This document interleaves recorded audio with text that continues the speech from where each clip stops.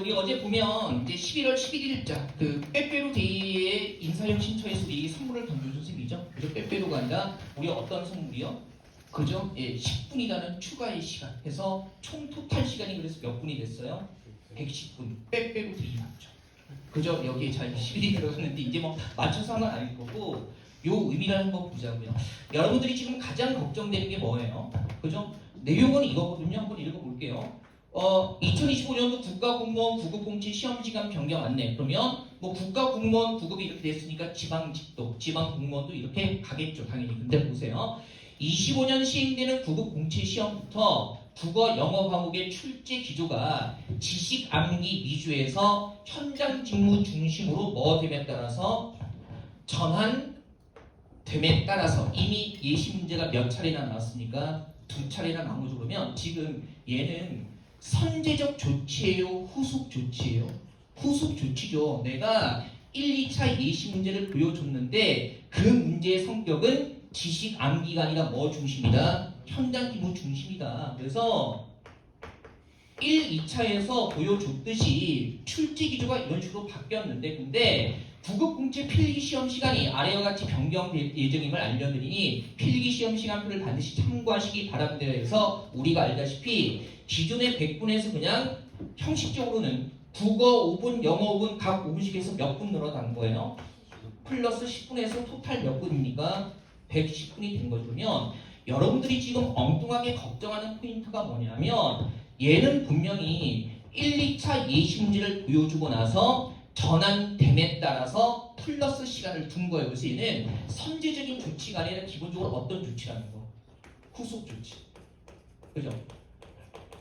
출제 기조 전환하고 나서 당연히 모의 시험 집단을 인사혁신처에서 모집을 했겠죠. 설문조사를 했을 거근데 어떤 결과가 나온 겁니까? 이게 올해 국가직 지방시 시험 같은 거하고 다르게 출제 기조 전환 문제까지 풀게 했더니 예전에 국어 시험 풀 때보다 평균적으로 시간이 어떻다 더 많이 걸리더라. 그래서 이게 특정 그저 모의 집단에서만 나타나는 것이 아니라 전반적으로 나타났다는 거죠. 다만 이제 100분 안쪽에서 국어나 영어를 하나 구성해야 되기 때문에 따로 본다면 완전히 달라지기는 그냥 그래 예전보다 시간이 많이 걸리는 형태로 문제가 바뀌었으니까 이미 나온 형태를 좀 더 운이 아니라 제대로 실력으로 풀 수 있게끔 시간을 조금 더 플러스로 주겠다는 의미가 되는 거죠. 이걸 뭘 착각하면 안 되는 거냐면 시간이 늘었으니까 문제를 앞으로 더 어렵게 내겠다는 거 아니냐? 아니에요.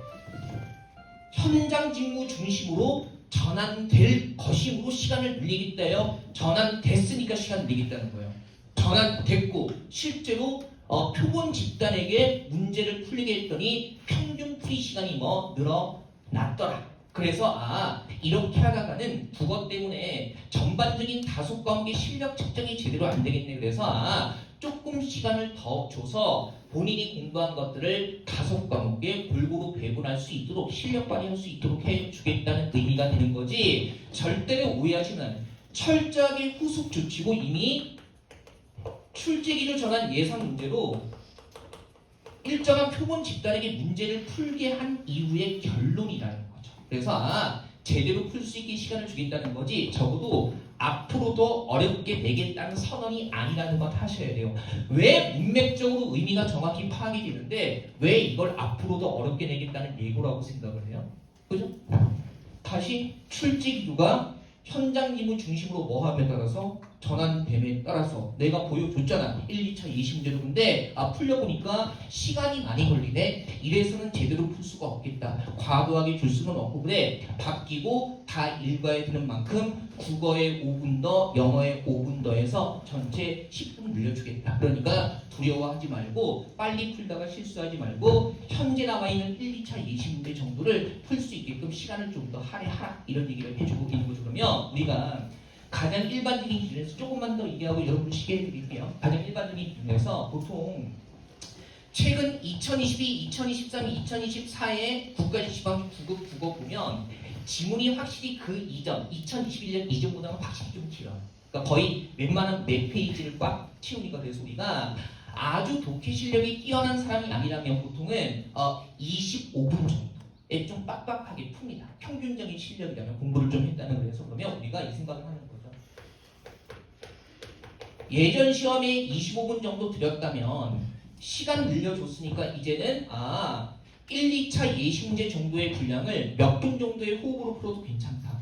산술적으로 30분 정도의 호흡으로 풀어도 된다. 그러면 앞으로 모의고사 같은 거 볼 때도 뭐 하는 겁니까? 이 정도 호흡을 유지하면 된다는 거죠. 그리고 이런 거죠. 나는 예전 문제든 바뀐 문제든 시간 그렇게 길게 두지 않다. 그래서 예전 문제 같은 경우는 15분 정도, 그리고 바뀐 문제도 한 20분 정도면 나는 풀리더라. 그런 사람도 있을 거 아니에요. 있을 텐데 그러면 그런 사람들은 뭐 하면 돼요? 그 시간 줄인 만큼 다른 과목 푸는데 투자하면 되는 거죠. 그래서 이게 설령 나는 국어에 온전히 30분 다 쓰는 사람들에게 손해되는 것도 아닙니다. 생각해보세요. 왜 그런 생각을 하죠? 특정 사람들한테만 10분 더 준 거예요. 어때요? 모두에게 10분을 더 주는 거죠. 그러면 그 주어진 10분이라는 게 국어에 5분 딱 더 쓰고 영어에 5분 딱 쓰는지 각도까지 지켜봅니까? 너 국어 5분만 더 쓰는 건데 내가 각 5분이라고 했잖아. 너 왜 5분 더 써? 빨리 넘겨. 이러니까? 아니잖아요. 그러면 우리가 자기 상황에 따라서 활용하면 되는 거죠. 어떻게 하면 돼요? 그래, 내가 좀 국어 푸는데 이 시간이 너무 빡빡했다면 최소 이 정도 시간은 들여도 되는 거고, 그 다음에 일찍 푸는 분들이라면 안 그래도 행정학이나 행정법 같은 대표적인 전공과목들이 지문이 길어지고 보기도 길어지고 난도도 올라가기 때문에 똑같이 주어진 시간을 자기 상황에 맞게 활용하면 되는 거예요. 그래서 이건 누가 유리해지고 불리해지고의 차원도 아닌 겁니다. 아시겠어요? 그죠? 모두에게 똑같이 주어진 거기 때문에 자기 상황에 따라서 활용하시면 돼요. 그래서 결론은 사실은 딱 두 가지.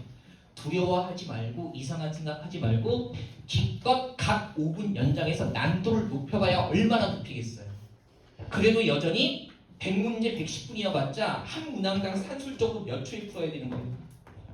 네? 몇 초? 66초. 평균적으로 1분 6초 동안 풀려고 내는 문제 보면 여기서 난도를 얼마나 더 높이려고요. 내가 장담하는데 분명히 오늘 이후에 어제 이후에 요거 10분 때문에 자 보셨죠? 10분 늘어났죠? 이제 저하고 오브 피셋 언어 논리 해야 되라고 공포심을 조정하는 강사들이 또 쏟아져 나올 겁니다. 학원이. 근데 객관적으로 냉철하게 보세요.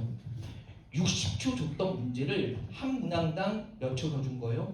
6초 더 준 거죠. 그리고 선생님 이거 국어에 5분 근데 국어에만 할애된 시간이 아니잖아요. 전체 100문제에 대해서 10분이 일어나는 거예요. 그래서 합리적으로 생각해보면 이 시간 연장은 시간 준 만큼 난도를 올리겠다는 것은 결코 아니라는 겁니다. 그래서 자기 상황에 맞게 적절하게 활용하시면 되고 하던 대로 준비하십시오. 다만 모의고사 훈련할 때 국어는 앞으로 최소 몇 분까지는 써도 괜찮겠다. 30분 정도까지는 할애하고 괜찮겠다. 그 다음에 영어 같은 경우도 조금 더 써도 괜찮다는 거고요. 그리고 시험 전체를 보세요. 국어 5분 할애했으니까 난도가 올라갈 것이라는 우리가 조금만 분석해보면 말이 안 된다는 거 보이잖아요. 그죠? 제가 여러분께 늘 강조합니다. 자, 영어는 조금 성격이 다르기 때문에 우리의 방향은 똑같습니다.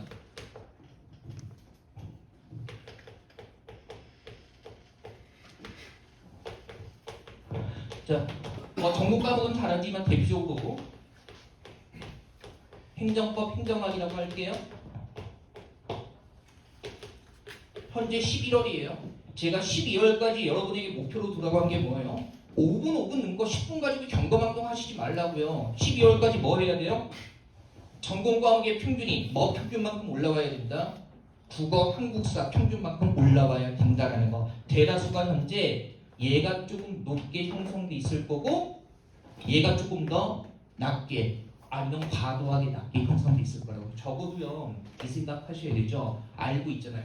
동점자일 때는 고득점자가 우선이다, 전공 과목 고득점자가 우선이다. 그러면 일단은 전공 과목 점수가 국어, 한국사 평균의 90%, 100% 똑같이 올라올 때까지는 여기에다가 과도하게 시간 투자하면 돼요, 안 돼요? 안 되죠. 이게 전략이죠. 그러니까 국어 강사라고 해서 국어를 열심히 많이 해야 되가 전략이 되는 게 아니고요. 그죠? 합격이라는 차원에서 보면 이런 상황들은 정말 사소한 후속 현실적인 조치 지나지 않고요. 지금 12월까지 목표는 어디에 초점 맞춘 남들이 뭐라고 신경 쓰지 마세요. 시험 정보는 나한테만 단위로 하면 돼요. 알겠어요? 남들이 뭐 봐봐. 시험 전략에 대해서 나만큼 잘 얘기해 주는 사람이 있어요, 없어요? 없을 거야. 이건 경험에서 나오는 거잖아요. 똑똑함이 아니라 경험에서. 그러면 12월까지는 이런 10분 때문에 난도 올라가는 개소리에 집중하지 마시고요. 이렇게 강하게 얘기하려면 여러분들 마음 열고 받아들이지 않기 때문에 내가 이렇게 강하게 말씀드리는 거예요. 그죠? 우리의 목표는 뭐다? 12월 말까지 전공 과목의 평균을 국어 한국사 평균만큼 끌어올려야 한다.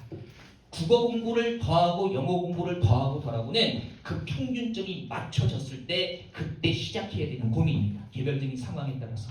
아시겠죠? 그죠? 요거 꼭 기억하세요. 이거 너무 걱정하지 마시라는 말씀 드립니다. 됐습니까? 이 정도로 하고요. 우리 좀 쉬었다가 다음 시간 테스트 할게요.